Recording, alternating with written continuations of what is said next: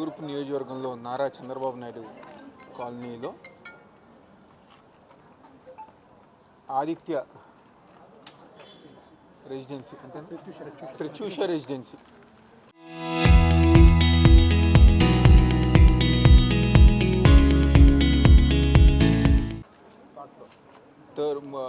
Third ఫ్లోర్లో ఒక అపార్ట్మెంట్లో ఒక ఫ్లాట్లో షార్ట్ సర్క్యూట్. ఆ ఇంట్లో గారు ఎవరూ లేరు. షార్ట్ సర్క్యూట్ ఏసీ సిలిండరు, అదేవిధంగా ఏసీ సిలిండర్ నుంచి గ్యాస్ సిలిండర్కి ఆ ఒక మంట అంటుకుని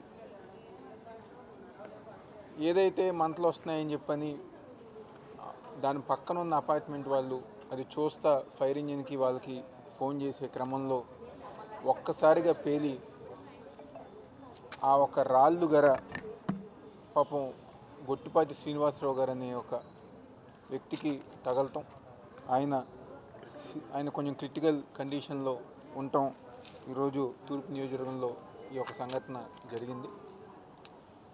అదేవిధంగా ఇవన్నీ చూస్తున్న క్రమంలో ఇక్కడ పక్క అపార్ట్మెంట్లో పనిచేస్తున్న వాచ్మ్యాన్ సతీమణి మంటారు పద్మ గారు, ఆమెకు గారు చెయ్యి ఫ్రాక్చర్ అవటం జరిగింది. చాలా బాధాకరమైన సంఘటన. ఎందుకంటే ఆ ఫ్లాట్లో ఎవరు ఉండట్లేదు, బహుశా అన్నీ గారు కట్టేసే ఉంటారు. అయినా మరి ఆ షార్ట్ సర్క్యూట్ ఎందుకు అయిందో, దేనివల్ల అయిందో షార్ట్ సర్క్యూట్ అవ్వటం కానివ్వండి. పాపం ఆ మంటలు వస్తున్నాయి కాబట్టి అందరినీ అప్రమత్తం చేస్తూ ఫైర్ ఇంజిన్కి కాల్ చేసే శ్రీనివాసరావు గారు, మిగిలిన వాళ్ళు అందరూ గారు పక్క అపార్ట్మెంట్ వాళ్ళు అవన్నీ గారు చూస్తా అధికారులను అప్రమత్తం చేస్తా ఫోన్లు చేసే క్రమంలో అది పేలి ఆ రాళ్ళు వచ్చి శ్రీనివాసరావు గారు తగలటం, ఆయన సీరియస్ సిచ్యువేషన్లో ఉండటం, మిగిలిన మహిళలకు గారు దెబ్బలు తగలటం, ఆ రాళ్ళు తగిలి చాలా బాధాకరమైన సంఘటన.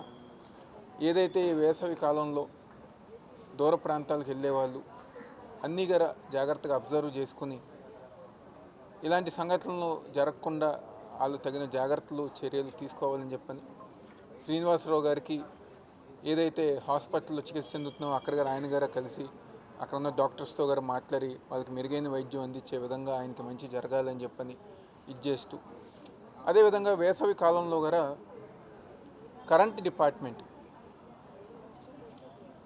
బాధ్యతగా ఉండి అన్ని చోట్ల గారు బాధ్యతగా ఉండి ఇలాంటి సంఘటనలు మళ్ళీ జరగకుండా అపార్ట్మెంట్ వాళ్ళకి కానివ్వండి, లేకపోతే ఇంట్లో ఉన్న వాళ్ళకి కానివ్వండి, వాళ్ళందరికీ గారు ఒక అవగాహన కల్పించాల్సిన బాధ్యత ఈరోజు కరెంట్ డిపార్ట్మెంట్కి ఉంది.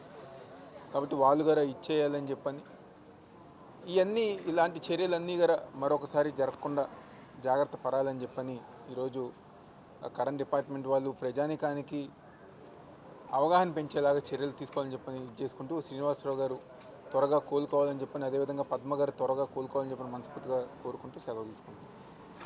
ఈరోజు పటమటలంక ప్రత్యూష అపార్ట్మెంట్ 302 రూమ్ నెంబర్లో ఒక ఫైర్ యాక్సిడెంట్ అయిందండి. ఇనీషియల్గా ఏసీ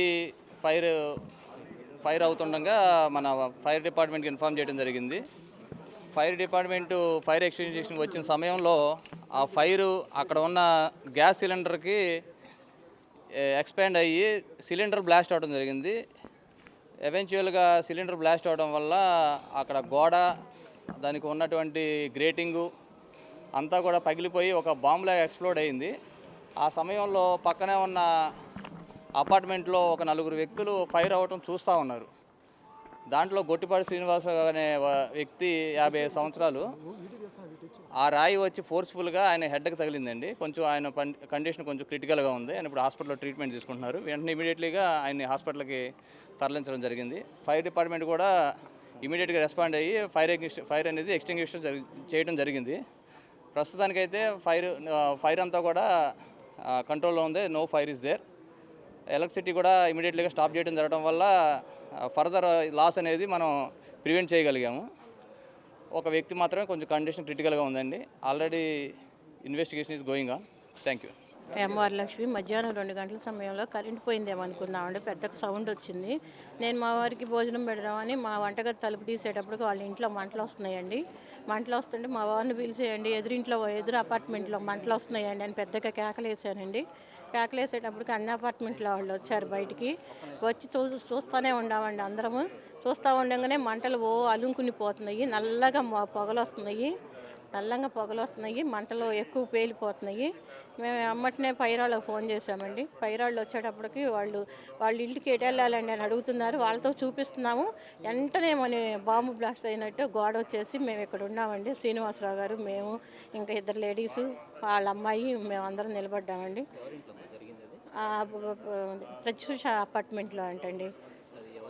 ఆ ఇల్లు మాకు తెలియదండి, ఎవరైంది ఆయన పేరు తెలియదు మాకు. అదే శ్రీనివాసరావు గారికి ఆ రాయి వచ్చి పడేటప్పటికి ఆయన బోర్లో పడిపోయారండి. దీంట్లో అండి, కనకదుర్గ అండి, కాంచనగంగ.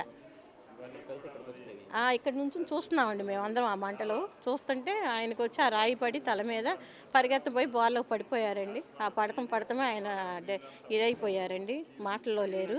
ఆయన హాస్పిటల్ తీసుకెళ్ళాం. నాకేమో తలకు తగిలింది, అమ్మాయికేమో చేతికి తగిలినాయి. అలా జరిగిందండి. నా పేరు కడియాల దుర్గాభవాని అండి. అంటే ఇది వైర్ నిప్పు అంటుకోవడం స్టార్ట్ అయిందండి. అలా కొంచెం అది కాస్త పెద్దదైపోయి మంటలు రావటము, పొగ రావటము స్టార్ట్ అయింది. ఈ లోపల నేను ఇంకా ఫైర్ ఇంజిన్కి కాల్ చేశాను. కాల్ చేస్తే వాళ్ళు 2 times వాళ్ళకి కాల్ చేస్తాను. వాళ్ళు నాతో కాల్లో ఉన్నారు. నేను ఇంకా వాళ్ళకి చూపించడానికి నేను కిందకు వచ్చి ఇక్కడికి వచ్చి నుంచొని చూపిస్తున్నాం వాళ్ళకి.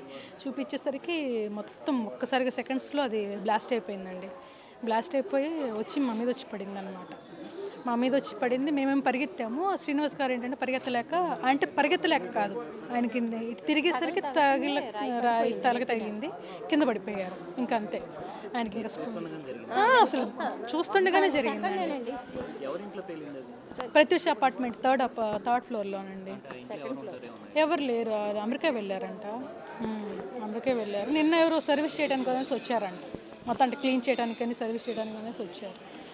మరి వాళ్ళు ఏం చేశారన్నది మనకు తెలియదు.